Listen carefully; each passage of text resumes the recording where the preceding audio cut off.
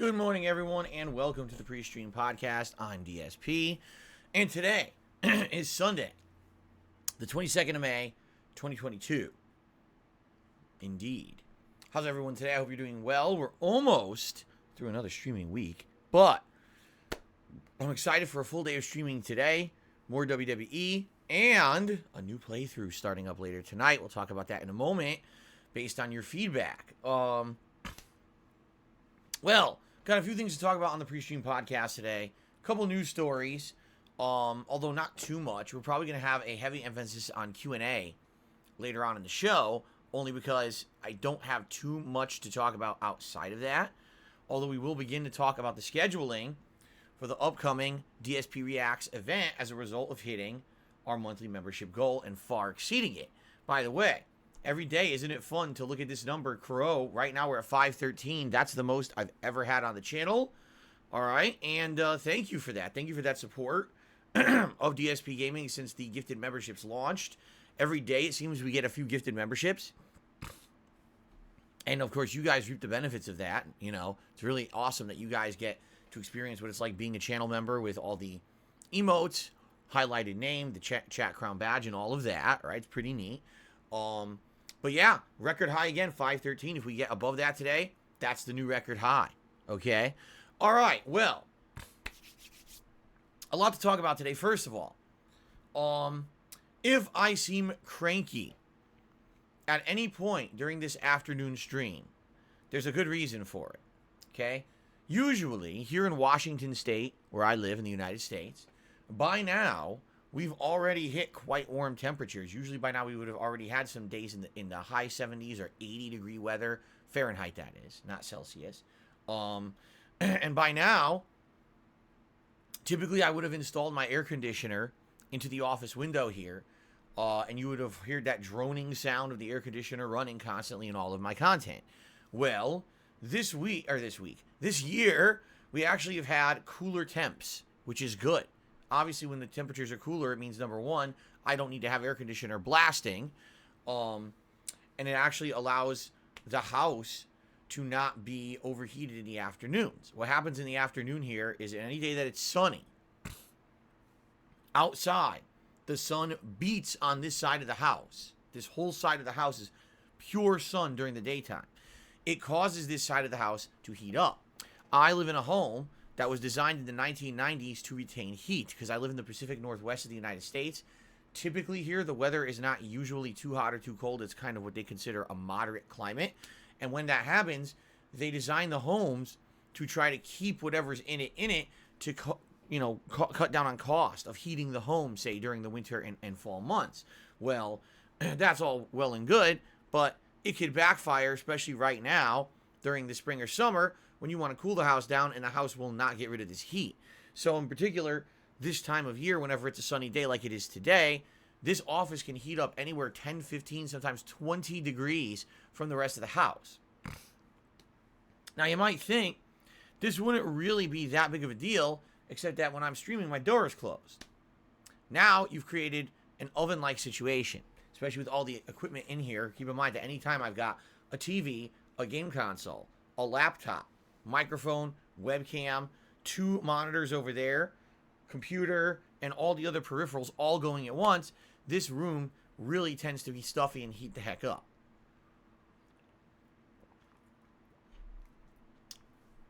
So if you're wondering why I'm bringing all this up, even with the window open, even with my fan on maximum blast, it's supposed to be in the 70s this afternoon, which means potentially it could be almost 90 degrees in here. Yeah, that's a formula for me to be a little cranky. Just saying. The good news is, after today, it cools down. It goes back to the 60s, and later this week it's in the 50s again. So there's no reason for me to install my air conditioner for one afternoon, and then after that, it's worthless. So I'm just going to wait. I'm not going to put it in yet. This might be the first year in many years where I don't need to have AC in here until like June.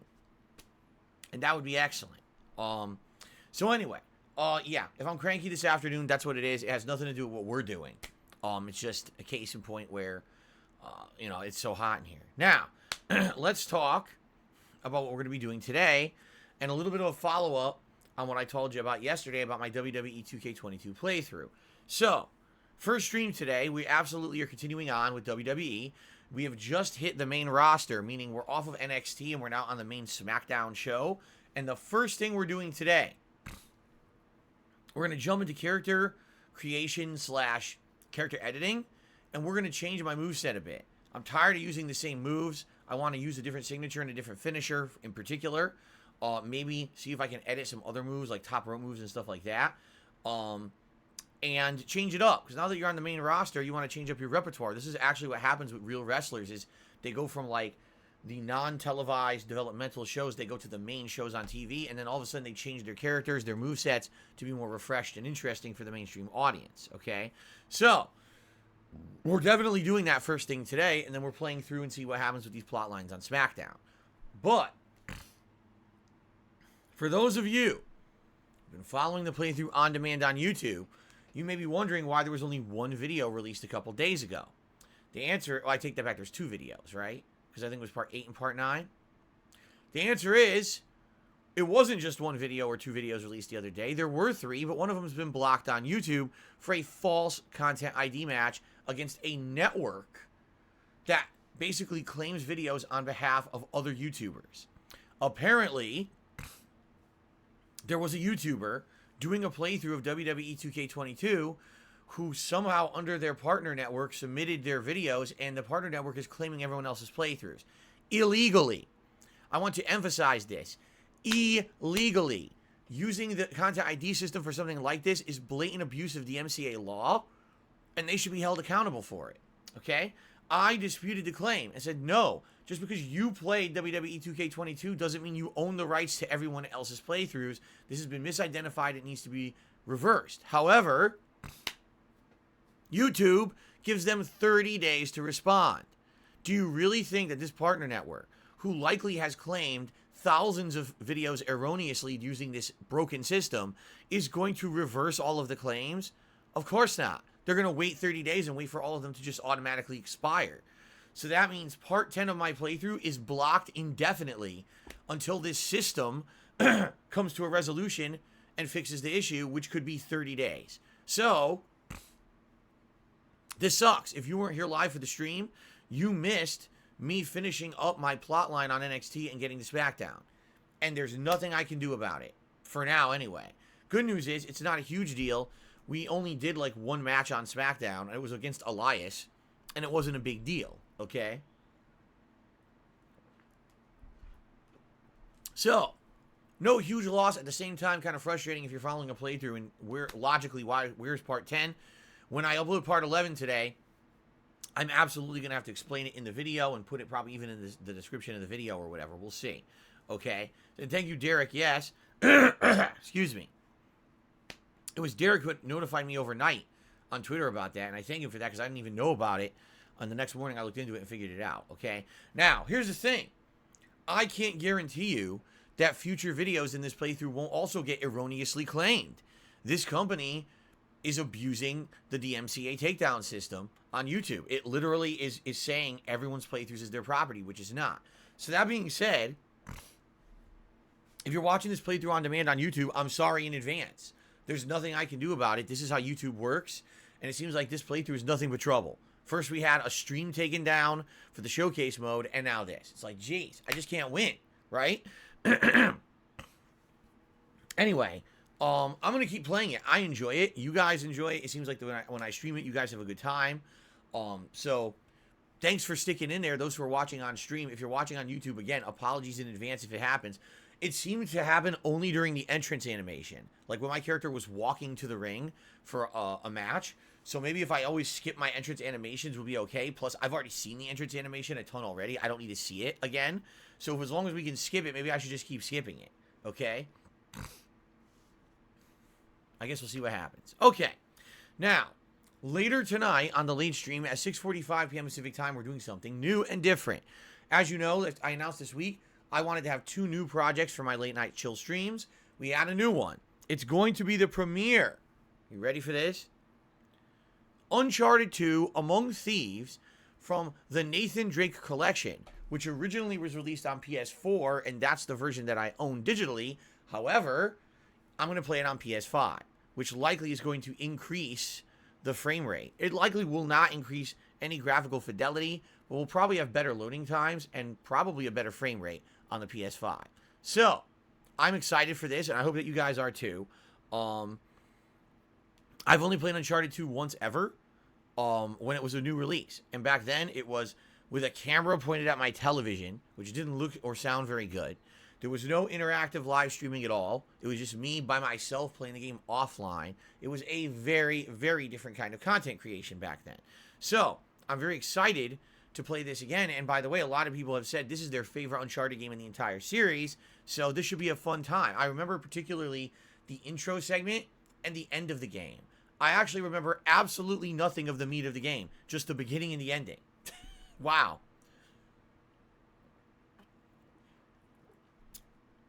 So I feel this should be pretty fun. I hope you'll join me tonight for that. A nice trip down memory lane. My early days of YouTube. That was the first Uncharted game I ever played for YouTube back in the day. So that should be fun, okay? Tomorrow is my final streaming day of the week. And tomorrow, we'll be continuing on with Skyrim Anniversary Edition. We have finished the Dragonborn DLC and headed back into the main game. Likely we'll be doing the political plot line starting tomorrow. And then tomorrow night will be more Legend of Zelda: Link to the Past, which I'd like to talk about right now. First of all, I erroneously named both videos Part 1 last night. Oops. In my effort to copy and paste and then, you know, save time, I screwed up. And I apologize for that. I did name Part 2 properly this morning. I did have the right thumbnail on it, but it said it was Part 1 again. Oops. Anyway, man, that was a fun stream last night. If you weren't here last night, you missed out. Attendance was really good for a late stream. It was like between 350 to 400 viewers for most of the stream. People were engaged, and man, people were having this great retro vibe around the game. They were like, this is so good. Something, you know, right up Phil's alley, a game from his childhood. And I did really well, surprisingly enough. I played for 2 hours. By the end of the stream, and by the way, I got to say this up front because already we got idiots who want to accuse me of shit. I did no research on the game. I did absolutely nothing to prepare for this. I just played it cold. Now, I've played this game many, many times in the past, so it's not surprising to me that I'm remembering so much about it.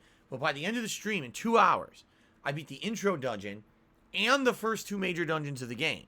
I had found a ton of secrets, hidden heart pieces, got a whole optional heart added to my health bar, and also had like 900 rupees. So I basically did a ton of shit. Like, I found a bunch of stuff in the game. And I was like, wow, this is neat. It's really cool going through the game. It's the first open world game I ever played when I was a kid.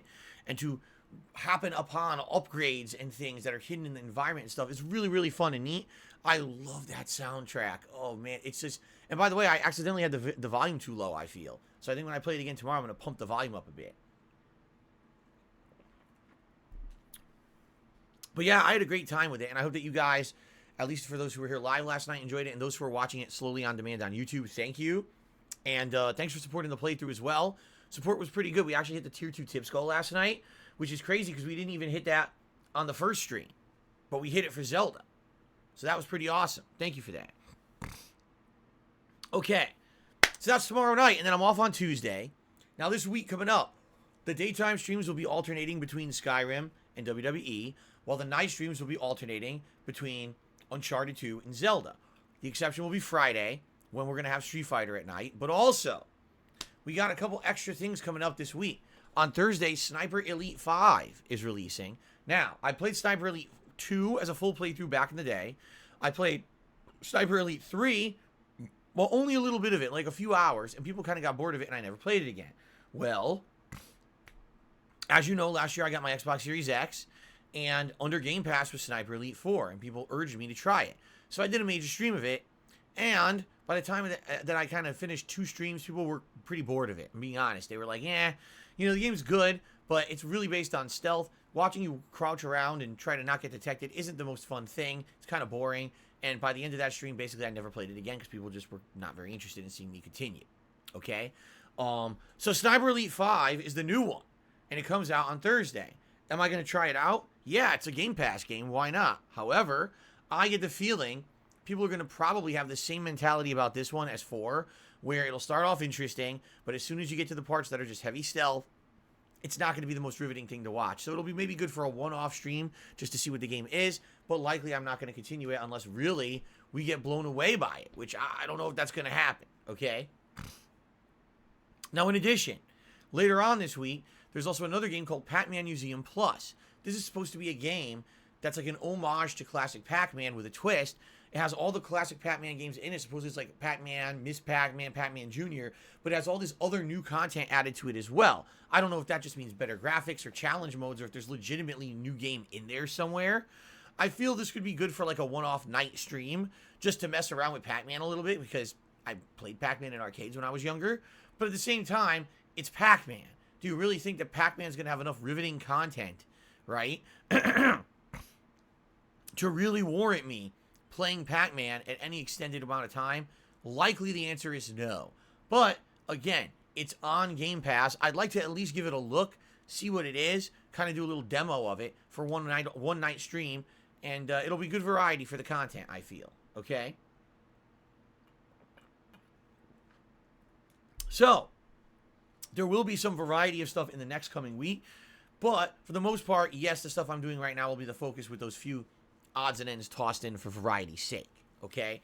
The real new games, the next slew of them, don't come out till around June 10th, when it's Mario Strikers, excuse me, Mario Strikers, which is their football/soccer game on the Switch, paired with The Quarry, which is the choose-your-own-adventure style horror adventure game, similar to Until Dawn. It's supposed to be like a spiritual successor to that game. Yes, made by the same company, Supermassive Games, featuring a group of teenagers trying to survive in some kind of a horror-themed environment, and it's up to you to keep them alive. There you go. Until Dawn was one of the best playthroughs that I did at the time. I think it was 2015, I want to say it was. And, excuse me, hold on.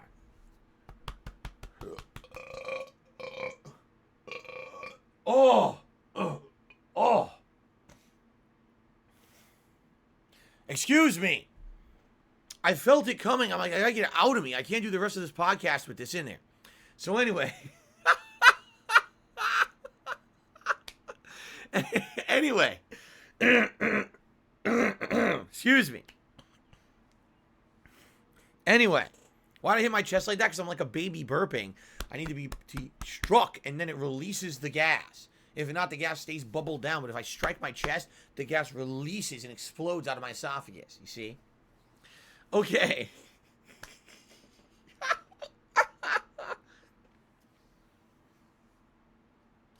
People are going nuts in the chat. All right, and appropriately so.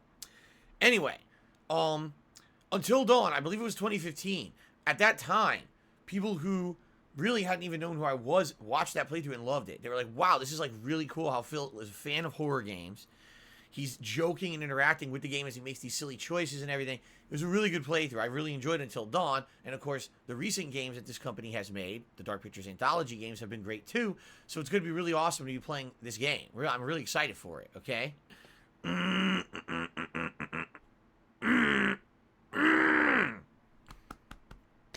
I got a frog in my throat today. I'm trying to get it out, but at the same time, when I try to do it, I'm burping. So it's burping with the frog. It's like a frog belching in my throat. Can you imagine what that feels like? It's not pretty. Anyway, that's coming up in June, so we have some time to kill until then, which will be balancing all the games that I'm currently playing. All right? All right.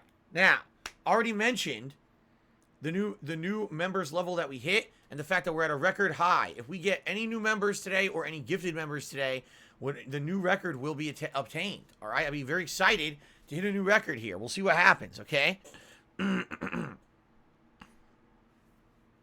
So, let's talk about the future because, ladies and gentlemen, because we hit the members goal for this month, we've already locked in to another DSP Reacts special event. All right? Per your votes, it appears it's going to be me reacting to that video that Jonathan Rambert and Harargis Johnson made about me.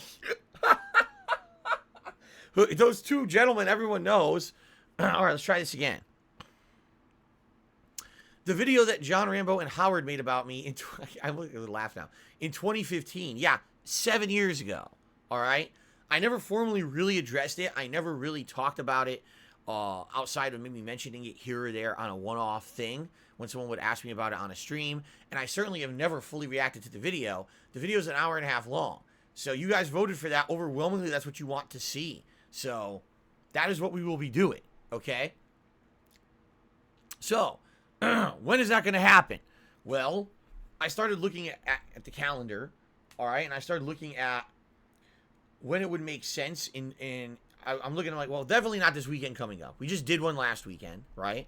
So definitely not this weekend coming up. All right. And definitely not the first weekend of June. Why don't we do it for the second weekend of June? And what we'll do is, as we've been doing, we'll do it as a special event where it's like kind of a marathon deal. And I'll have other things scheduled for that day, including likely the next Feasting with the King. Okay. Makes sense? I hope that sounds good. So it's going to be June, roughly as of now, the rough date we're setting for the next DSP Reacts Marathon event, June 11th. All right? So, what will that day be? That day will be an entire day. That entire day will be me reacting to that, plus a pre-stream podcast, plus food and Feasting with the King. And if we have extra time, something at the end, but I don't know because the video is an hour and a half long. Okay? I'm going to have to respond to a lot of stuff. In fact, I've already told you guys yesterday. I watched 5 minutes of the video. Within the first 5 minutes, I realized without showing you guys a ton of different references, the video makes no sense. Okay? In the first 5 minutes, they're referencing a show that I did on Thanksgiving of that year, which is Ask the King, which means I have to show the clip so you understand the reference that they're getting to. Then they start talking about John Rambo doing a skit on his show making fun of Patreon. I have to put that in perspective. If I don't do that, then you won't understand that skit. So I have to show the skit, right? In addition to that, I have to give a lot of background because the video just starts off, oh, so here's what we don't like about Phil. It's like, wait, what? Well, why are you angry? What caused you to be upset? What's going on?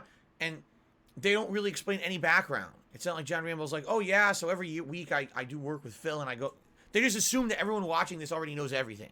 So, not only do I have to do all that background and everything, right? But then I have to go out of my way to show all these references. I know this is going to take forever. Like, I'm looking at the project. I'm like, unlike the other React projects that I've done, where I literally could just watch a video, I can't just watch this video. If I do, it won't make sense to the common viewer. It's been 7 years since they made this, and it's been 8+ years since I did anything with these guys. No one's going to understand this. So I basically have to put a lot of effort into this one.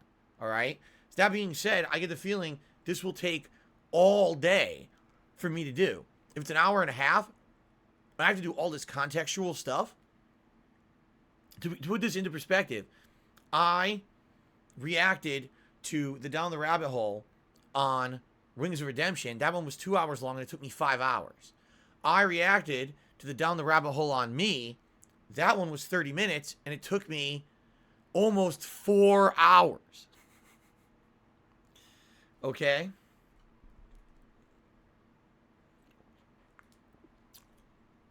Yikes. Okay. So. Yeah, I know. It's going to be an undertaking. So, being that I'm going to have to do some extra work and everything, I figure let's put it out a few weeks. Let's tentatively for now. Tentatively. We're going to schedule this for Saturday, June 11th. I'm not 100% committing to that date. I'm just saying that is the estimated date that I'm going to do it. It may be later, but it likely will be that weekend at the earliest. Okay? Now I will have to try to prepare some time so that I can get some of the stuff. I have to rewatch the whole video behind the scenes myself to understand the references they're making and see what I need to get in perspective to basically make it all make sense in context. Okay? And by the way, just going to clarify this. No, this is not a video where I'm going to sit there and basically insult John Rambo and Howard constantly or basically try to discredit everything that they're saying. I can wholeheartedly tell you guys, a lot of the stuff they say in that video is true. I know it for a fact. Like, a lot of the gripes they had with me over the years was that I basically wasn't a good friend to them. Like, when we were together to film, everything was good, but there was never really a time outside of that. You know what I'm saying? Like, oh, we're together, let's film. They're right. They're absolutely right. Now, obviously, I'll try to explain to you guys the frame of mind that I was in at that time, which probably was a really bad frame of mind to be in. But, yeah, in that case, they're right. If they ever wanted to have like maintain a big friendship outside of the fact of when we were together to make content, quite honestly, it almost never existed. There were a few times where I remember going over Howard's house to play Super Turbo with them, and I didn't record anything. Howard was actually broadcasting at the time anyway, so he was getting views on his stuff. But for the most part, that's correct. All right? But I want to kind of go through, and by the way, some of the stuff they say is not correct. Some of the stuff they say is either half-truths or spun in a way to make me look bad for good reason. I think I know why they did it. And some of it is actually blatantly wrong, but it's based on misinformation, and I want to clarify that too. So the react will definitely be interesting, all right? But no, it's not going to be defamatory. It's not going to be like me slamming them constantly. That's not the point of this. The point is to go and look at a time in my life that's gone, that's past, right? And to kind of say, okay, here's what happened. And a lot of people say to this day, why did it fall apart? These guys seem to be really good friends and made really meaningful, fun content together, and it all just went away. What really happened here? I think we're going to get to the bottom of it. I think we are. Okay? All right. Anyway, let us do that, likely on June 11th. Okay? We'll tentatively schedule it for that, and then we'll go from there. And if I have to change it, I have to change it. Okay? Okay. All right, guys. So, that's that for the schedule and everything. Before we get to shout-outs and all of that, because we do have a couple people who contributed this morning. Thank you to those who did. I will say, we got a couple news stories to cover, but I will say this. Please, guys, if you could support the streams the next couple of days, that'd be great. I don't know when I'm getting paid by YouTube. Supposedly, I was supposed to get paid yesterday, but when YouTube pays on a weekend, it could be delayed many, many days. There's been times when I was supposed to get paid on a Saturday and I didn't get paid till Wednesday or Thursday, but my day off is Tuesday. So, if you could support the streams, I would really appreciate that. Gifted memberships help in the long term. Thanks to anyone who does that. But right now, tips would be preferred for the next couple of days so that I actually have funds for my day off on Tuesday. So thanks in advance to anyone who contributes in any way. Tips would really help right now. Okay? All right. Let's do this. News stories. Ladies and gentlemen, currently right now in Call of Duty Warzone, gamers are farming King Kong's testicles for a nice experience boost.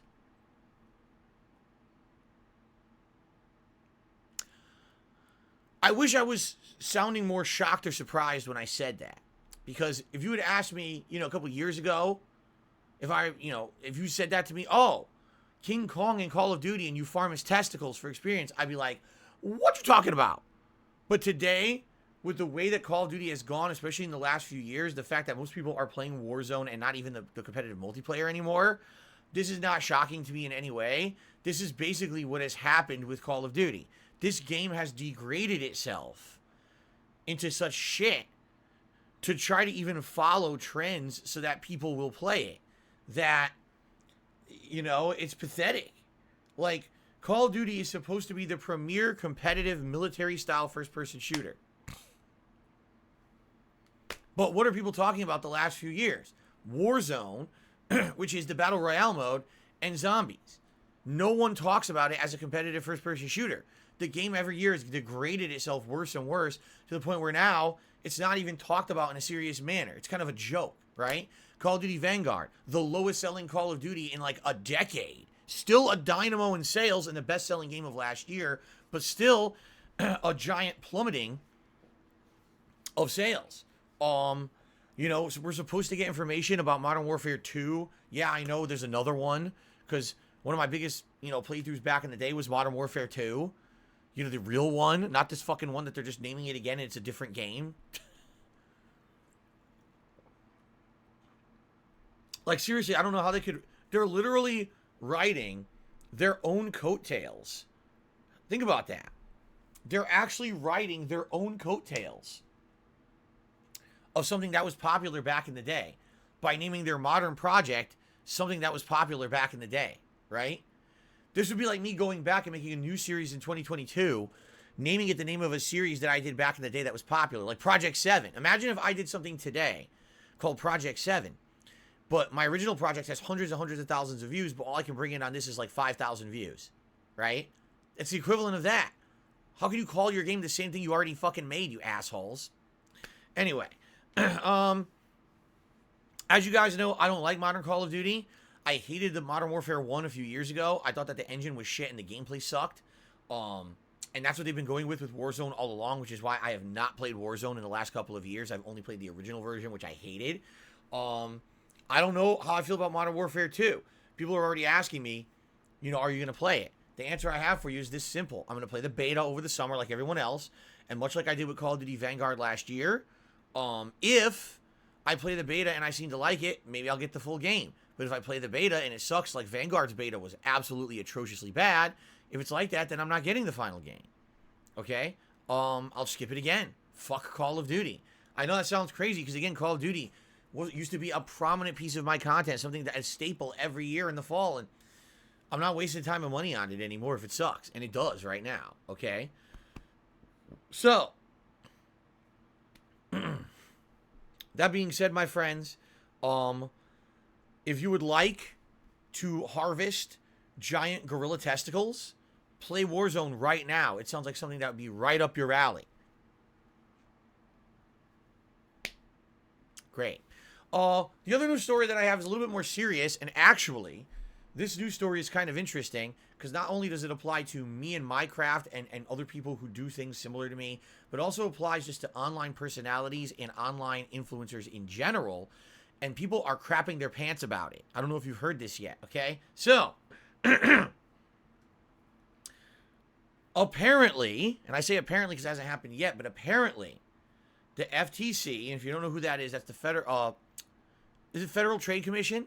I believe what they do, they are a body, a governing body in the United States, and they regulate all kinds of different things, okay?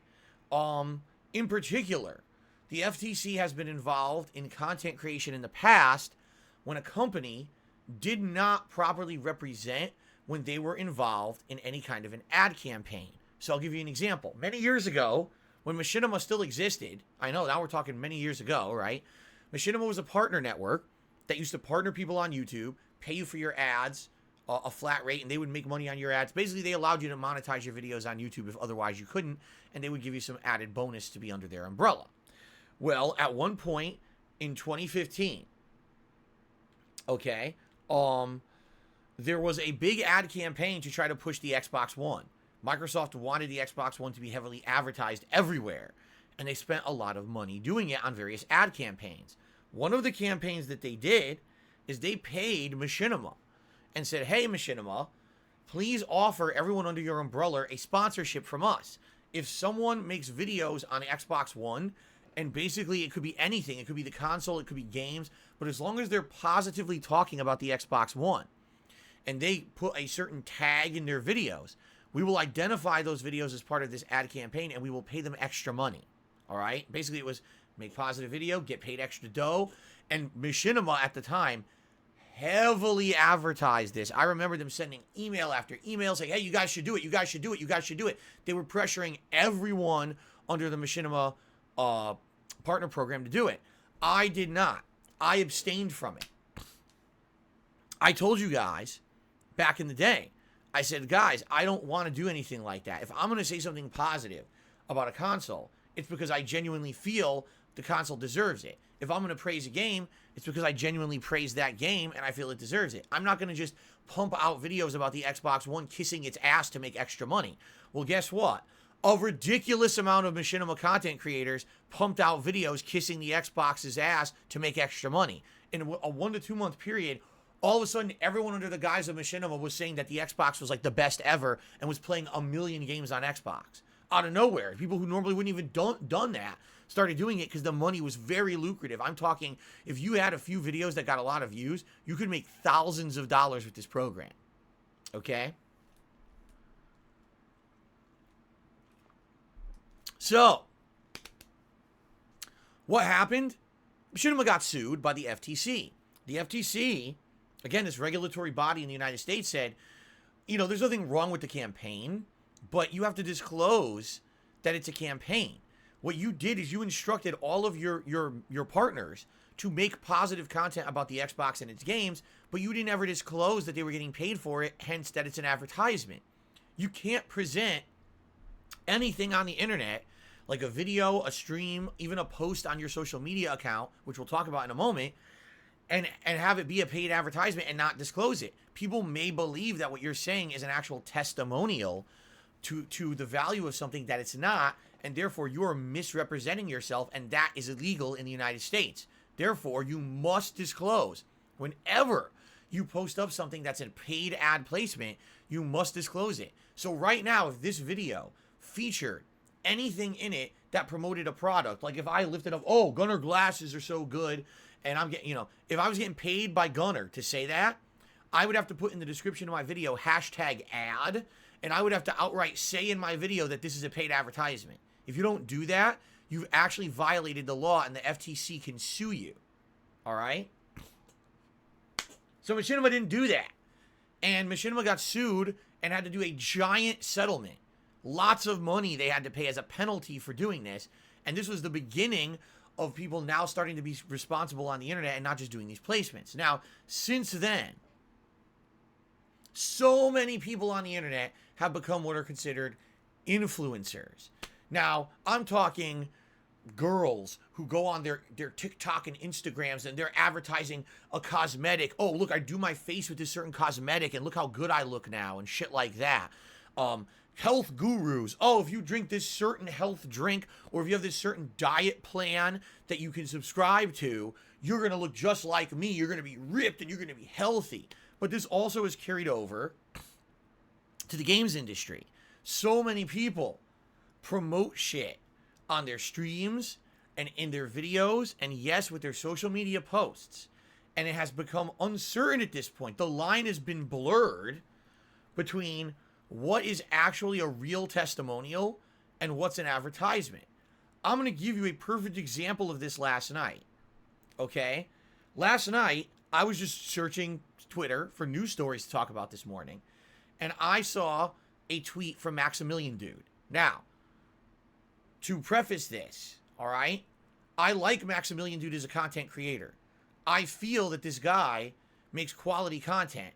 And the vast majority of stuff he's done over the years is very smart. He makes high quality edited stuff. And for the most part, I respect the guy for who he is and what he does. Doesn't seem like a scumbag like a lot of other people. Seems like a genuinely good dude. All right? That's my perspective on it. Put up a tweet. A paid advertisement for Multiversus, the new game coming out later this year that's supposed to be a kind of a Smash Brothers style game, only it features all these characters from the Warner Brothers franchises. For example, Batman and Superman from DC Comics facing off against Looney Tunes characters like Bugs Bunny and the Tasmanian Devil, facing off against Steven Universe characters, facing off against Adventure Time characters. You see what I'm saying? Scooby-Doo.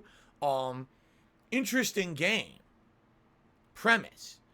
People are getting into a closed beta, meaning it's not open for everyone to play. Only certain people were selected to play it. Well, guess what? Maximilian Dude was contacted by the company making the game. They offered him a lucrative contract to do this, and he's doing ad placements for it. All right? So I'm looking through my Twitter feed looking for legit news, and I'm like, oh, here's a tweet. Maximilian Dude, he plays all these fighting games, and he's actually saying the game looks interesting to him. He says it. He's like, oh, this interested me in the game. I'm like, oh, wow. So an actual guy in the FTC is liking this game. This could be good news. And I could talk about this on my podcast tomorrow and cover it as a news story. Except at the end of his tweet, he said #ad. Now, listen. He did the right thing. He labeled it as an ad. But I hate this. I'm going to be honest. I looked at that and that pissed me off. When I see people do this, I tend to block them. All right? If you're going to post something on your social media and you're going to have a testimonial, oh, this is good, I believe you. I'm not reading the entirety of the body of what you're posting to see that at the tail end of it you put #ad, and now I have to understand literally that's a paid advertisement. It's bullshit. You can't believe anything in that post because it's fucking paid for. I hate that shit.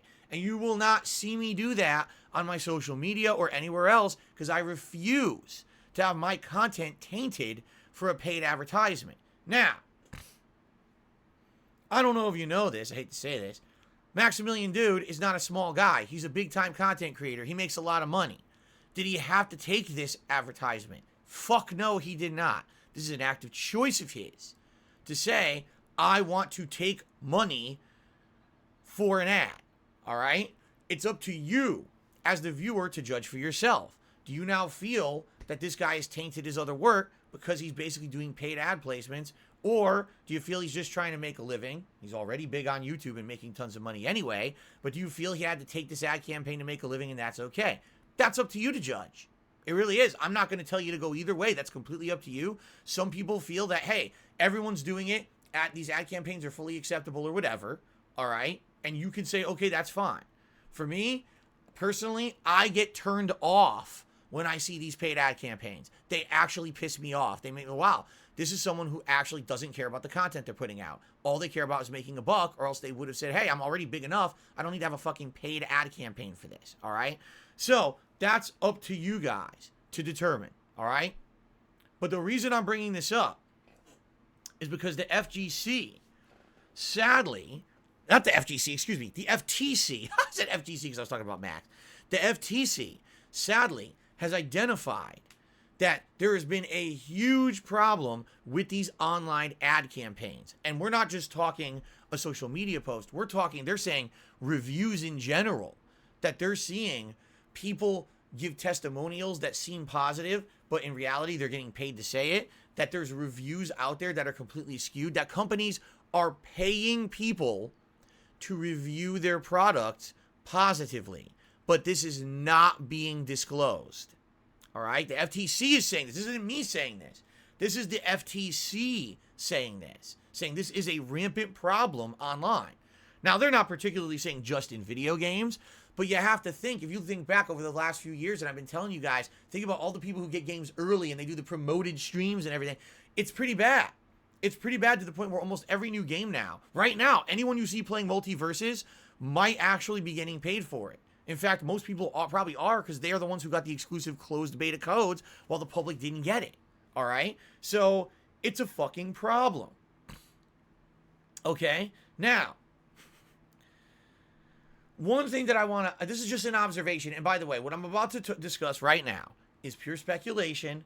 It's not factually backed. I'm going to preface this little story and statement saying this.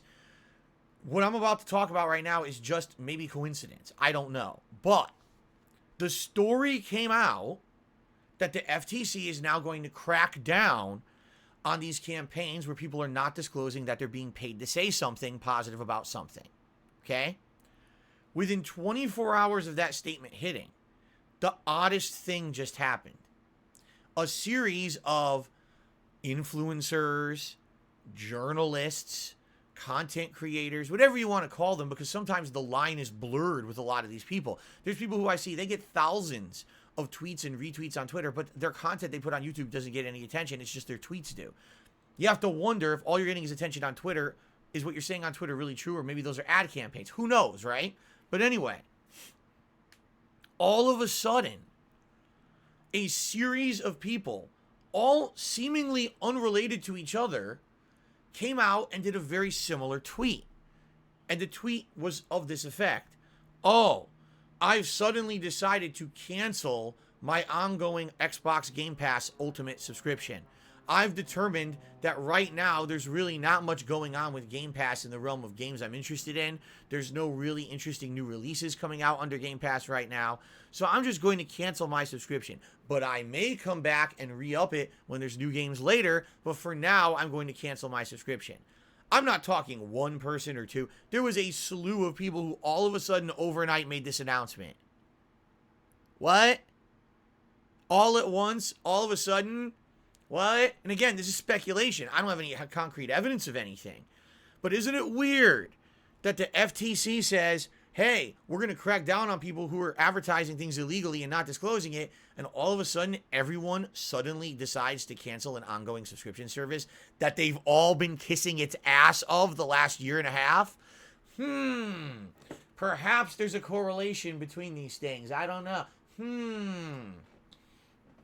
You see? So for me, I look at this and I'm like, this is what I mean. People don't understand. And I've been saying this for years, that people, you have to be so careful about who you believe, who you follow, who you support. You really have to be careful about this shit. You do. Right? Why if someone is already a giant content creator who's getting hundreds of thousands of views on every piece of content they put out and likely making ridiculous amounts of money, okay? Why are they doing ad campaigns? Think about it. Do they really care about what they're putting out, or are they really in this for the dollar? And that's sad, because sometimes you might see someone who you really respected, and all of a sudden you're like, oh, shit. And by the way, this is not in regards to Maximilian, dude. This is just in general. There's lots of people out there who are already rolling in it, and all of a sudden they're taking all these payment opportunities. Why? Greed is a very powerful thing, my friends. You got to be very careful, because then they're dancing the line between meaningful content that you can trust and someone who's always just out to make a buck. And then why are you supporting them? You know, I hate to say it, it's just sad when you see someone go down that path. And a lot of people have done that over the years. In particular, since the YouTube adpocalypse hit and people couldn't just make a living on ad revenue anymore, there's a lot of people that went down that bad path, okay?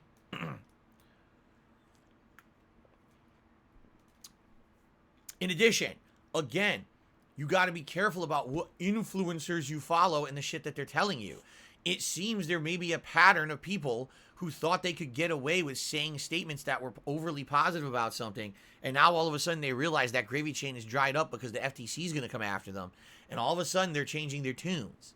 So, if all of a sudden you hear someone change their tune on something for no good reason, you have to be skeptical of it. You have to question. In life, you have to be skeptical, you have to question, you have to suspect stuff. You have to be. I'm not saying be a conspiracy theorist who absolutely goes crazy with this shit, but I'm saying you have to take everything people say with a grain of salt and understand the perspective it's coming from. There's too many people out there who are gullible. They just believe that someone they like on the internet is always telling them the truth. It's usually not that clear cut, right? In life, it's not as black and white as you think it is. There's a lot of gray there. There's a lot of people who they can get ahead by saying something in a certain way. They probably will, all right? Listen, I'll fully disclose right now. The reason I'm going into detail about this is because I'm someone who doesn't do this shit. I do not take any paid advertisement placements. And by the way, I get offered them. Some people would be like, oh, Phil doesn't get that. Yes, I do. All the time, indie game studios offer me a game code and a paid advertisement campaign. And I tell them, no, I don't want to do it.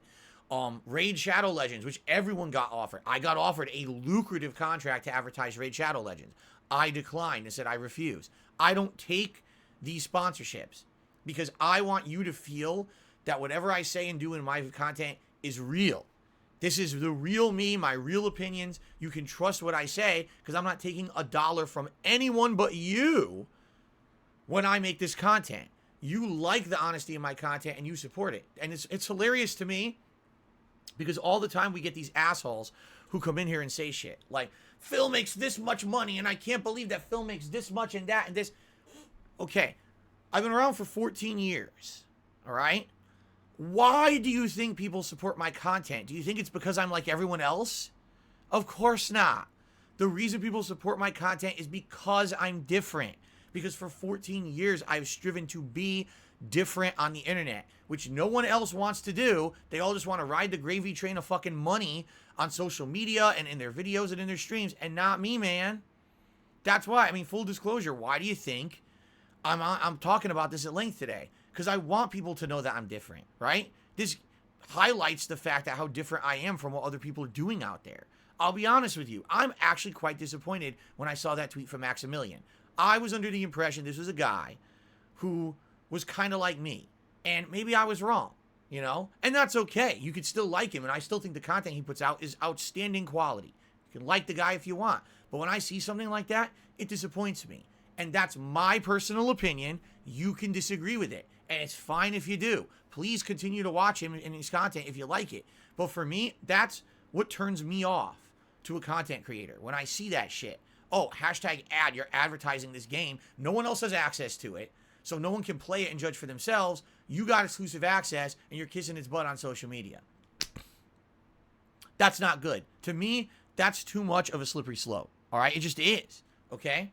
And you could disagree with me, and that's okay. I don't want anyone to go dogpile on someone like Maximilian or anyone else, because, by the way, he's not the only person who advertised multiverses. There's lots of people doing it, okay? But it makes me, it turns me off. It does. It absolutely, it's like a switch. as someone who's prided himself over these years that I've done content, that I would not ever sell out and do that shit. It actually irks me. All right? And now here's the thing. A lot of people out there crap on me and say, oh, Phil's a beggar and he asked for too much. The reason I have to remind people, hey guys, please support the content is because I don't have that advertisement. I didn't take the opportunity like these guys. I'm different. I still need to make a living, but I got to do it without paid ad placements because that's against my moral code. That's why I need the support from you guys. Very, very matter of factly. Okay? So thank you to those who do come to my content and support it. Full disclosure, yeah, this was a hashtag ad for my content because I feel that I'm different and I stand above the rest. And when I hear a big news story that the FTC, this isn't just me saying it, the Federal Trade Commission that regulates this shit is saying there is a huge problem with online influencers and content creators doing this, I think it proves my point of what I've been saying all along, that this is bad, it's toxic, it's really bad for the gaming community because people don't know what to trust anymore, and it needs to fucking stop. You have to judge people fairly. But yet at the same time, you have to take stuff with a grain of salt and understand that whenever you're watching a stream, whenever you're watching a video from someone like this, it may be a paid advertisement. It may not even be their legitimate opinion about something if it says hashtag ad on it. It could be bullshit that they're getting paid to say. In essence, it's the same as any ad that's running on TV or an ad you see running on a YouTube video. Guess what happens when those ads pop up? You skip them, right? So then why are you watching that content over there that says hashtag ad on it? Skip that too. That's what I do. I don't watch that shit. Like I said, I'm not even lying. I almost muted Maximilian Dude in my Twitter feed last night. But I didn't. I almost did. But the thing is, the guy does really interesting, meaningful posts about the fighting game community. So I like reading his meaningful posts. And I didn't want to mute the guy. But when I saw the ad, I was like, I'm so fucking torn right now. Like, I can't stand for this. It's driving me nuts that I saw it. And I'm like, oh my God. But I didn't. But now I'll probably pay for it. And I'll probably be, shooting myself in the foot later on.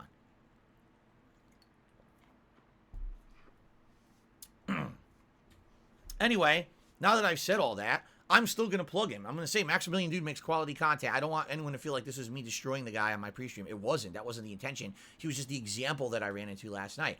I actually think that the content he makes is great. That's not a paid ad. The content over there that he does is legitimately good. He covers a variety of fighting games and other stuff. He has a great community of, positive people. I'd strongly recommend it, especially if you're into fighting games. I recommend you check out his stuff if you never heard of him before. I think you're going to like the content he puts out. Okay? Okay. All right. Ladies and gentlemen, that's the news. Let us, a lot of contradictions. No, it's not contradictions. It's that life isn't black and white. It's the thing. Life is not black and white.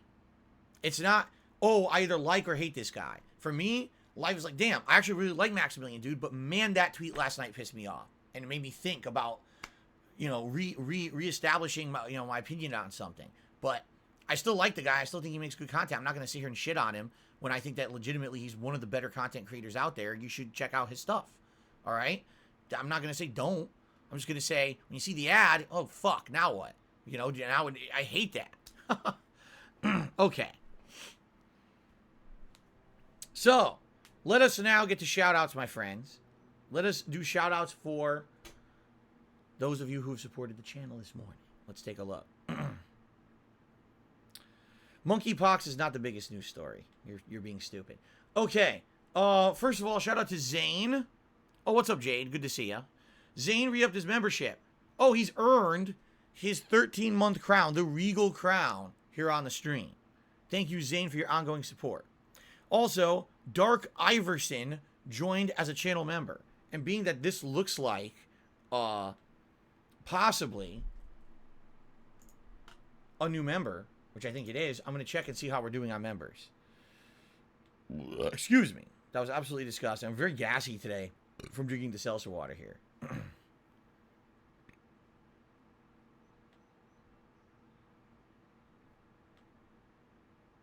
No, we're still at 513. So it means that if this was a new member, either that was already counted, or at the same time that he became a new member, someone must have not re-upped their membership. So, sucks. All right.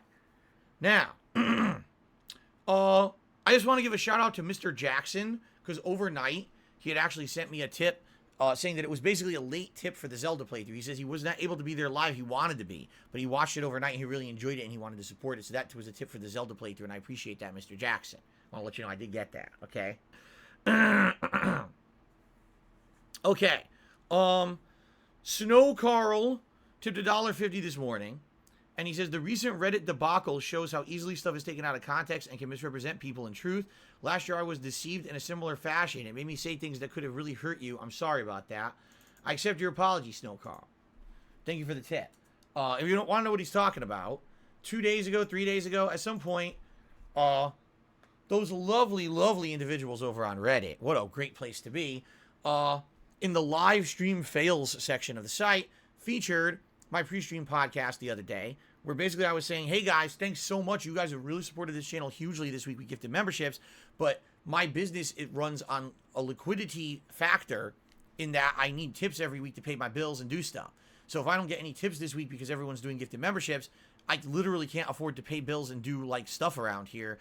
And I count on those tips to usually come in like they usually do. So if you can, please tip me.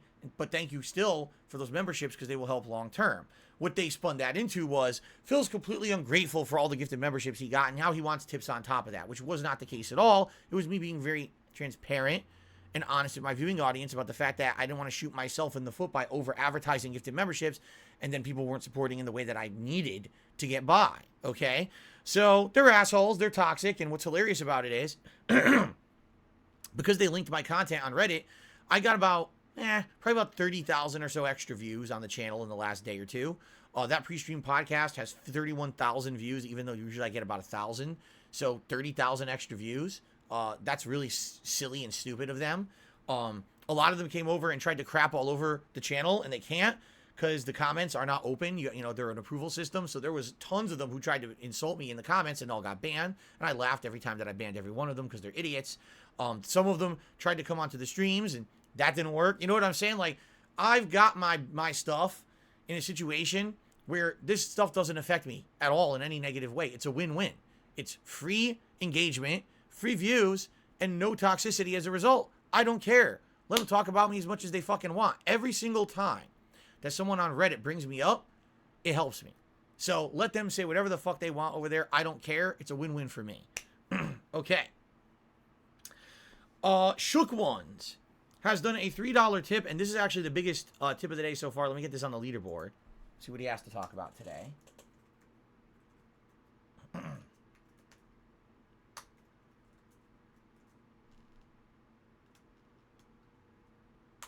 Okay.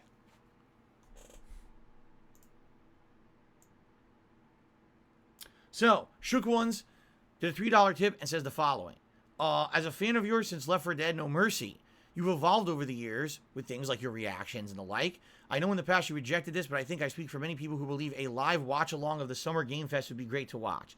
So the Summer Games Fest, I believe, is the first week of June. I believe it's June 8th. Now, here's the problem with this, is that Summer Games Fest is not, one conference that lasts 2 hours. Summer Games Fest is an event that's going to last several days, supposedly, all right?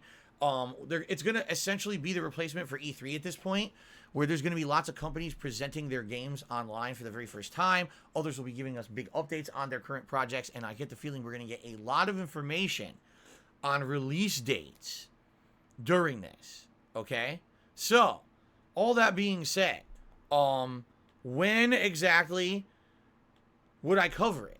If you guys can give me a definitive answer on that, like if your answer is, particularly there's these 2 windows of time that we feel the biggest announcements will be, and we'd like you to cover those, then I would consider it. Of course, I need to look into it and see when they are and see if I can cover them live. The thing is, I mean this, I really, really hate that style of live React content. If you haven't noticed, when I started doing the React content in the last month, it's been different than the kind of content that I've criticized. It's not just me staring at a video and going, delightful, that's horrible. I'm not doing that. I'm pausing the video. I'm adding tons of insight, tons of reference, tons of information. Half an hour video becomes a 4-hour project, right? It's very different than the kind of stuff that I'm criticizing. If I'm just sitting here and I'm watching the Summer Games Fest live with you, a live stream, I can't do any of that. I literally can't do that. It would have to be, oh, we're move to the next announcement, and I'd just be watching with you and be going, ah, ooh, ooh, ah, ooh, ah, ooh, ooh. And then at the end, maybe, when the whole thing's over, then I could do a segment like I always usually do, where we sit down and I summarize all of my thoughts. I'll take notes and I summarize all my thoughts about everything that we just seen, right? In truth, I would actually have to change the way that I cover that stuff if I react to it live, because I take notes. Like when I watch that stuff, I legit take a lot of notes. And then at the end, when I do my, oh, okay, here's Phil's summary on what we just saw, then I go through my notes and I formulate better opinions and everything. So I don't even know how I would do it, honestly. But like I would say is right now, no, obviously, no, I can't just sit here for 2 days watching Summer Games Fest stream and do no content outside of that. What I would say is if there's dedicated times, like we know this big company is going to do their conference at this time, it's an hour long, we want to see Phil cover it, and you could give me that information, then I would consider it. But outside of that, no, likely what I'm going to do is what I usually do, summarize any important information that we get into videos that are separate, or maybe even just talk about it on the PreStream podcast. And I mean, really, again, I just don't see the value added at all in having me do silly face reactions to the live thing running. What fucking value does that have? I don't get it. I just don't get it, okay? But again, if you can explain, if you can elaborate, give me more information, I'd be willing to consider it. I'm open-minded these days about this kind of stuff, but I need explanation, okay? Hold on 1 second. I'll be right back to do Q&A.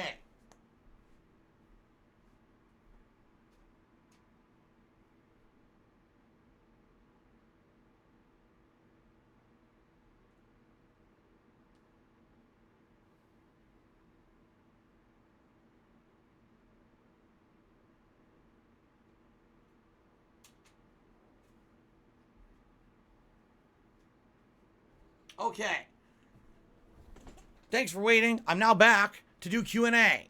So if you want to talk to me and ask me a question, tag me in the stream chat right now. Okay? Hobo X says there's always dead segments during the shows like sports games, long monologues from devs no one cares about, and you can talk over those parts.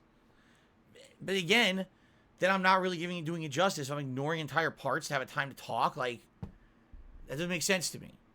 That really doesn't make sense to me.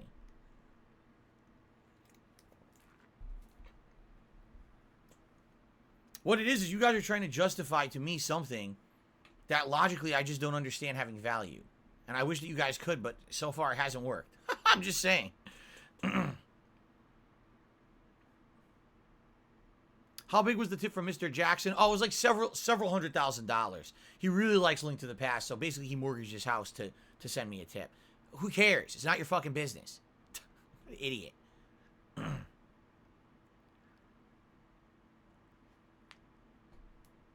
Do I pre-write my React videos? No, I don't pre-write anything.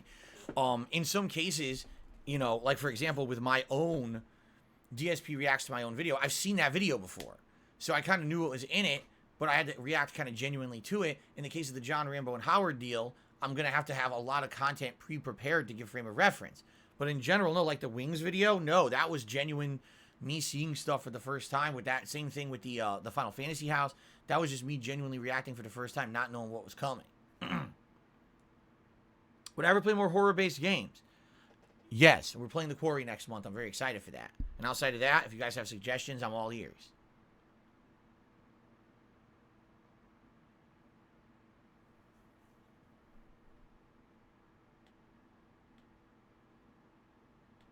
Will the Ron Jambo reaction be? Wasn't there a character he made in his show? Like, he used to have a running podcast. And didn't he have a character called Ron Jambo who was supposed to be like the anti-John or something? I don't remember. I remember that name sounds familiar.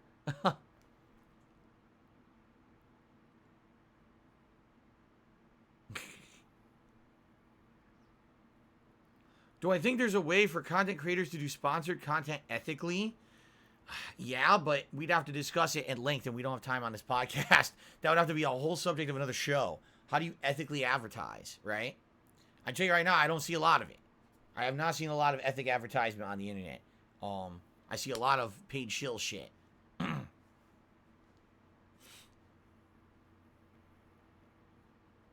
Awesome. I'm glad you have my back, Jade. Where did I get this shirt? This was from... my wife bought it for me a year or two ago. She had heard me on one of my streams mentioning that my favorite wrestler of the Attitude Era was Stone Cold Steve Austin, and she must have bought it at a store one day when she was out. I like how I just turned pink to pale again. It's very exciting. Am I going to buy Sonic Origins? Yes. I'm playing Sonic Origins next month. Where did I get the Vault Boy figure? This one? Loot Crate. Many years ago. I don't remember if it was a standard Loot Crate or if there was one of the gamer crates they did. But I got it from Loot Crate when I used to be part of that partner program many years ago before they went out of business and then came back as a different business. What happened to Dying Light 2? I played it for 15 hours, finally got to the main meat of the game. We all saw what the game was going to be, open world with hovering on air and stuff. And then a bunch of other games that came out that people wanted to see more, like Horizon Forbidden West and Elden Ring. And then when I started playing those games, by the time I finished them months later, no one cared about Dying Light 2 anymore, and only one person has asked, Jad FX, wants me to play it again. Nobody else. So that's what happened.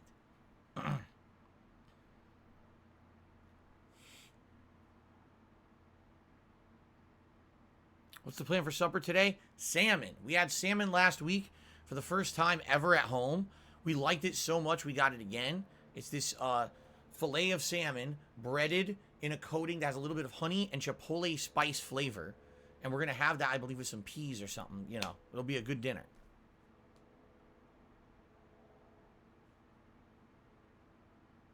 I don't have a Millennia statue. Or Melania. Greg says it would be good to get that Melania statue and put it on the opposite side of the Skyrim. I don't have the Melania statue, nor am I. As you guys know, that is something I'm definitely not doing. I don't buy collector's editions of games anymore. At one point, I was out of control with the amount of statues and shit I had at my place, and it's all gone now. And I certainly don't want to ever get back to that situation. Hell no. Am I still going to play Martha is Dead? I'll be honest, Lemon Cat. It doesn't seem like there's much interest in it. People are saying it's only about 5 hours long, and it's not the best game. So unless there's more demand, I doubt it. Do I drink coffee daily? What kind do I drink? Excuse me. Yes, I usually have 1 to 2 cups of coffee a day. I always have one in the morning now before I stream, and sometimes I have one between my streams. What kind? K-Cups, because we have a single cup. You know, it's the cheapest one they sell. We bought it many years ago, K-Cup Brewer. What's funny is, what kind? Well, usually whatever on sale, but the funny part is it's almost always exactly the same price, no matter what you buy. Like Starbucks, Folgers, Green Mountain, they're all the same. They all price the same, which is odd because you would think that like Starbucks or Green Mountain would be more expensive than like Folgers. They're all the same price. It's very odd to me. The only one that's more expensive is like if you get Javalia, which I've never had, I don't think, or maybe I might have had it once a long time ago, and I don't remember it being any better. But like Javalia is like several dollars more expensive than all the other coffees for some reason. But outside of that, they're all almost the same. So I just buy whatever's on sale, but usually it's like I grab Starbucks or something like that. Oh, what kind? Usually just if we're gonna get Starbucks, we grab the one that says Colombian or the one that's Pike Place, which I believe is a mid to dark roast. It's not dark roast, but it's kind of like mid to dark. Jeremy Kyle says, even Daigo didn't like Street Fighter V and said Capcom failed and hopes Street Fighter 6 is much better. What a shocker! What a shocker that someone like me, who's been around for a long time and played all the better Street Fighter games, didn't like Street Fighter V. You mean like everyone? I'm not kidding you. This is a common opinion among people who play fighting games. But what happened was they had to shill it. They had to shill Street Fighter V. If they didn't, they were afraid the community was going to die because they knew Capcom wasn't pumping out any more fighting games. So they literally had to kiss Street Fighter V's ass for years and years and years in the hopes that something better was coming and that the community wouldn't die. The majority of players who've been around the block and played games before Street Fighter V did not like Street Fighter V. Okay. It was a common opinion. But you'll never hear it. You'll never hear that as a common opinion. This camera is going crazy again with the stupid lighting. How dumb. Do I sweeten my coffee? No, I do not. I drink it black. I drink coffee black.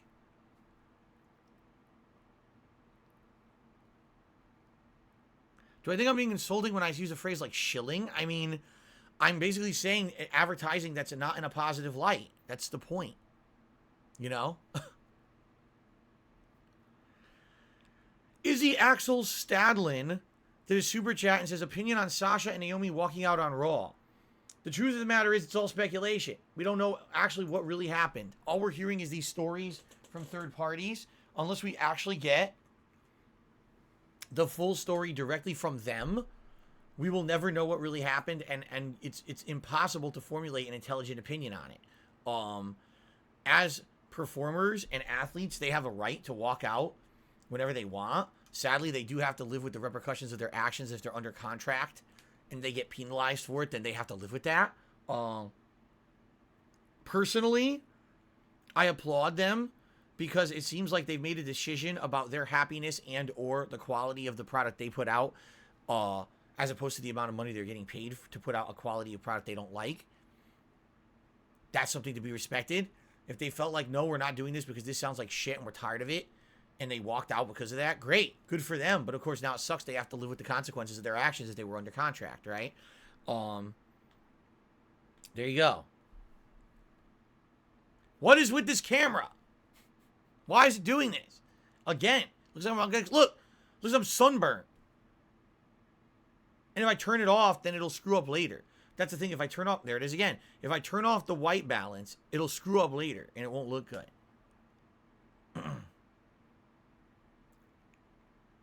How is Jasper Kitty? He's good. He was being silly this morning. When we're having our breakfast usually, all right, we stand in the kitchen. We don't sit down. We actually stand in the kitchen. I know it sounds weird, but, you know, for me, it's like I get up. I want to move. I've been laying in bed all night. I don't want to sit around like a lump. I want to move. So I like to stand in the morning. So we stand in the kitchen, and our countertop, we usually have our breakfast. So I have a cup of coffee and a burrito or a bagel or something like that. He likes to be in our face in the morning. Because in his eyes, oh, all night we were asleep. You didn't give me any attention because we were asleep. You didn't give me any rubs. You didn't play with me. This is unacceptable. And he just wants constant attention in the morning. So here we are trying to eat. And he's walking in front of the burrito, walking in front of our plate, jumping on our coffee. Like, what are you doing, man? Stop this right now. I had to put him down on the floor 3 times this morning because he kept jumping in front of our food. And no, he's not hungry. He has food. In the mornings, he always has a full bowl, and we give him a treat every morning as well. So he's not hungry. He just wants the attention. Can Jasper come on stream soon? I mean, if I hear him out there, I can try to invite him in for a few minutes. Right now, he's downstairs probably sleeping. I hear nothing. I don't hear any jingles or anything. So he's definitely not around. How about this? Okay? How about this? If I hear Jasper outside running around, all right, then I will open the door and see if he comes in. All right? The moment that I hear the jingle, I will open the door and let's see if he comes in here.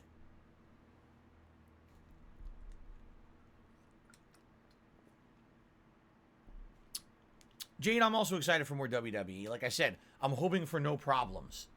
I'm hoping for no more problems today with content ID bullshit, because it really does irk me when that happens. Okay.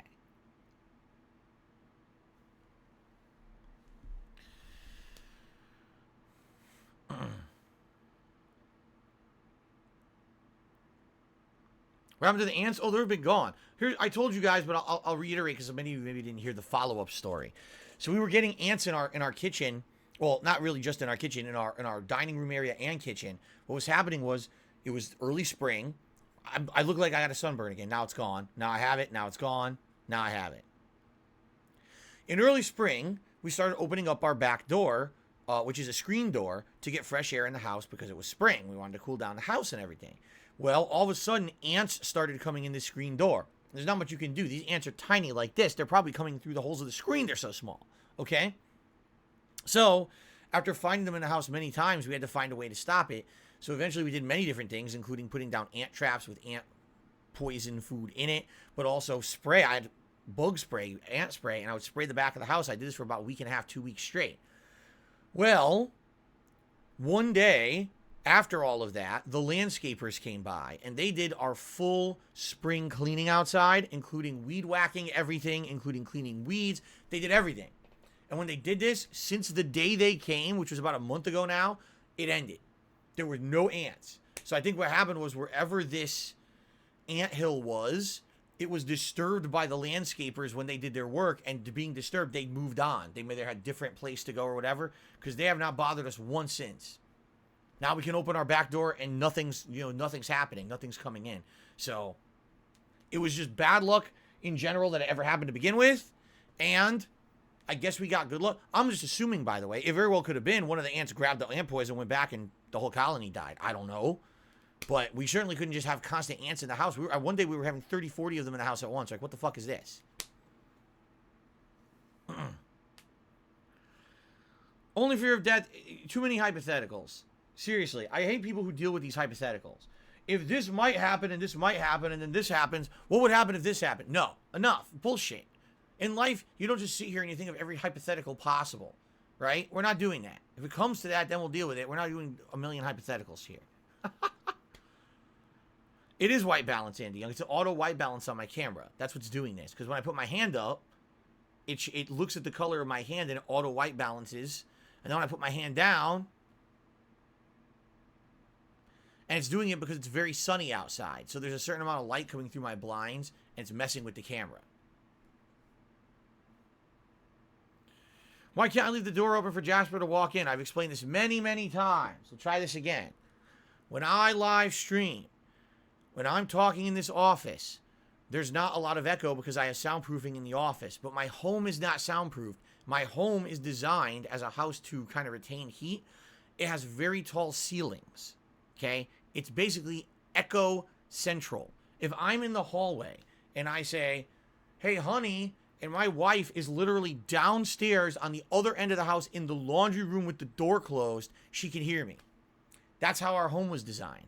So if I have this door open, anywhere in the house, you can hear me as if I'm sitting next to you talking to you. That's kind of disturbing. And I'm pretty sure that no one wants to hear me yelling and screaming. You know, even for Jasper too, like, he doesn't want to hear me screaming all day. Imagine if he's trying to sleep. So the answer is no. I'm not going to have the door open constantly and just have my voice echoing and booming throughout the entire house. This is my work. I need to keep the door closed. Okay? It's also one of the reasons why the room heats up a lot. No, luckily my neighbors cannot hear it because I have asked them over the years. When I only lived here 2 or 3 years, actually, I asked my next door neighbor. I said, hey, you know, I'm just curious. Do you ever hear me when I'm doing my thing? And she was like, no, actually, I can't hear you through the walls, luckily. She said, the only time I can hear you is if you have your window open and I'm walking in front of your home in the street, I can hear you talking. But outside of that, no, I can't hear it. So.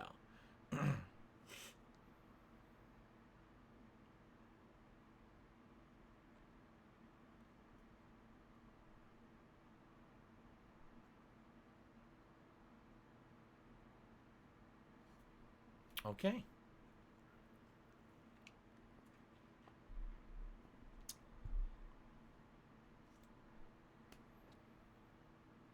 Listen, boy, people just don't get it. Master Dope. I'm going to just read it. I'm not even going to bother answering, but listen. Phil, I have an honest question. If you say you live off tips, why do you need monthly YouTube checks? Everyone supports your day-to-day spending habits. Is this really what we're doing? This is fucking... Why are you in my shit? How about, here's a question for Master Dope, okay? Why do you fucking care? Why are you such a nosy shit fuck? Really? Why every moment of everything that I do on the internet does have to be micro-analyzed financially? How about you get a fucking life? Stop it. It's unhealthy. It's weird. It's creepy. Every other person who does what I do for a living doesn't get treated like this and dissected. You're a weirdo. Really, you're fucked in the head. Get the fuck out of here with these crazy-ass questions and mind your own fucking business. Holy shit. Damn, I mean, really, does anyone else get this shit? Serious, it's out of control. And the funny part is, I've explained it a million times. I've said, the YouTube income pays my big bills, like my mortgage, my car payment, insurance payments. And by the time I get paid by YouTube, within a week, most of the money is completely gone because it goes to my big bills. And then I rely on the tips to pay for everything else. I've explained this a million times. So how about this? Either get your answers from the content where I answer it, or fuck off. And stop fucking prying into my shit and acting like I haven't answered this a million times before. You're an idiot. Okay. That's so stupid. God.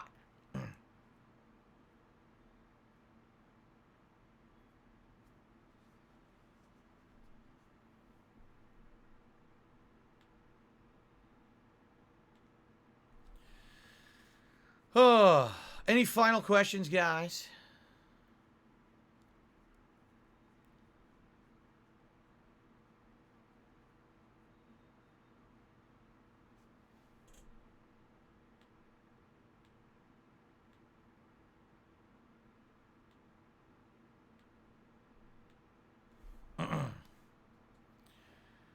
How do I think my content will evolve over the next few years? I think, honestly, KW152, that I will be implementing more variety of stuff. Right now, the big change this year is that people really seem to like when I'm reacting to stuff. Now, initially, of course, it's drama shit. But what I'd like to do is start reacting to stuff that's not drama shit. Maybe some things that are more like documentary style. Maybe some conspiracy theory stuff. Stuff that has nothing to do with a content creator on the internet and drama. That would be nice to actually be able to react to other stuff genuinely. All right? And then whatever else, that's what I mean. Like, we got to start looking at variety stuff. It can't just be me sitting here playing games all day, every day anymore. I know that. I know for a fact it's not going to last. I see the writing on the wall. I'm getting older. I know for a fact in the next decade, likely things like, for example, I've noticed carpal tunnel symptoms. I'm getting them. And there's nothing I could do. I'm doing hand exercises every day to try to stop it.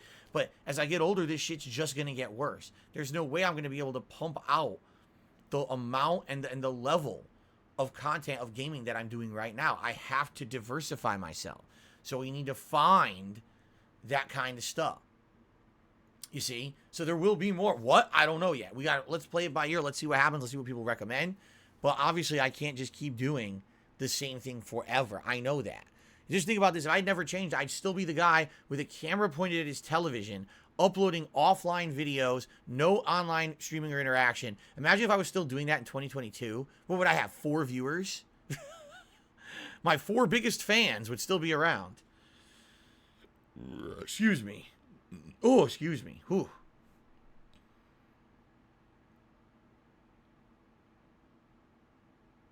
If I close the window, will the white balance stop trolling? No, the light is going to come through the window no matter what. My blinds are all the way down right now, and this is still happening. That's how strong the sun is. Like, the sun, still, even with the blinds all the way down, it's coming through the bottom slit and the side, piercing through, making this white balance happen. That's how bright the sun is on my wall in the afternoons. It's pretty crazy. Is there any chance I would keep the 30th anniversary of Street Fighter in the rotation because I really like Third Strike? Admittedly, one of the major concerns that people have said is, man, I like when you play the variety. You're doing Street Fighter 2 plus Alpha 3 plus Third Strike, and Alpha 3 and Third Strike are not in this new collection. So let me put it this way. Obviously, it's always a possibility. If I want to do a one-off stream one night where I just want to do Third Strike stuff, I'll have the game to do that. But I've been playing this collection for 4 years. I definitely need a break. Darkstalkers will be way more refreshing to play. And on top of that, having, Hyper Street Fighter 2 will be fun too. All these different versions of Street Fighter against each other is going to be pretty fun, I feel. So, yeah, I mean, the 30th anniversary collection isn't going anywhere. Here's what I'm afraid of, though. As soon as this new one comes out, that game's population will die. Everyone's going to convert over to the new game. And you're not going to see anyone playing that collection anymore. It's just going to overnight go gone. So I might keep it, go to play it, and I can't find anyone. We won't know until it happens, right? No Memorial Day plans. We're not really doing anything this year. We're not going to have money to do nothing or anything, and I'll be working, so.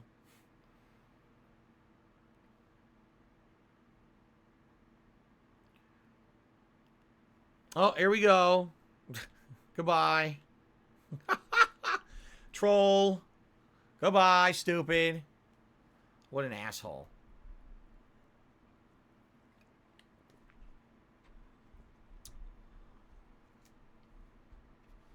All right. All right, guys. I think we're going to end the pre-stream. Good news is, I don't have to shit today. People complain, actually complain if you can believe it. Because here's how it used to be. I would do my pre-stream. I would take a lengthy break after the pre-stream of about 20 plus minutes. Then I would come back and do about 2 hours of gameplay. I would do another lengthy break of about 20 some minutes. And then I would do a final hour of gameplay. People complained over the years about that, didn't like that. It's too many breaks. So I said, all right, here's what I'll do. Right after the pre-stream, we'll go into gameplay. But what happens is some days I got to use the bathroom. What are you going to do? I just ate breakfast. I have coffee. I do a pre-stream of an hour and a half. Now I got to use the bathroom. People actually have been complaining that I have to shit. You're complaining that a man has to take a dump. Don't you think there's other things in life you could complain about that are a little bit more valid than that? I'm just saying. Anyway, so because I'm regular, it's a problem. Anyway, I don't have to take a shit today. So we're going to take a short break where I just take a leak. Like 2 minutes, not even. And I'll come back, and then we will continue. All right? It's unbelievable. All right, ladies and gentlemen, let's do that. Let's take that 2-minute piss break. I'll be right back with WWE 2K22. All right, guys, thank you for a great pre-stream. Jeez.